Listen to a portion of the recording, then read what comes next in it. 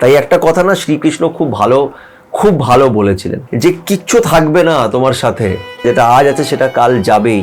যা তুমি আজকে কামিয়েছো সব এখানে রেখে দিয়ে তুমি চলে যাবে, কিচ্ছু নিয়ে যেতে পারবে না, সব কিছু ছেড়ে যেতে হবে। কিন্তু তোমার সাথে আমি থাকবো, শুধু থাকবো আমি, আর কেউ না। তাই আমি একটা জিনিস বলতে আমার খারাপ লাগে, বাট আমি একটা জিনিস রিয়েলাইজ করেছি যে সত্যি তুমি একা, আর যদি তোমার সাথে কেউ থেকে থাকে তাহলে সেটা হচ্ছে উনি। তাই তুমি তোমার কাজটা, তোমার কর্মটা তুমি করে যাও।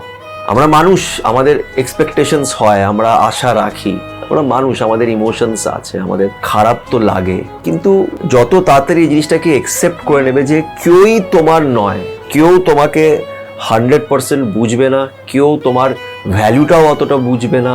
আজ যে আছে সে কাল তোমাকে নিজের জীবন থেকে বার করে দিতে পারে। তাই আশা রাখলে কষ্ট হবে, তুমি আশা রেখো না। কেন, তুমি মানুষকে নিজের ফিলিংসটা বোঝাতে বোঝাতে তুমি টায়ার্ড হয়ে যাবে। সামনের মানুষটার ও সেটাই বুঝবে যেটা সে বুঝতে চায়।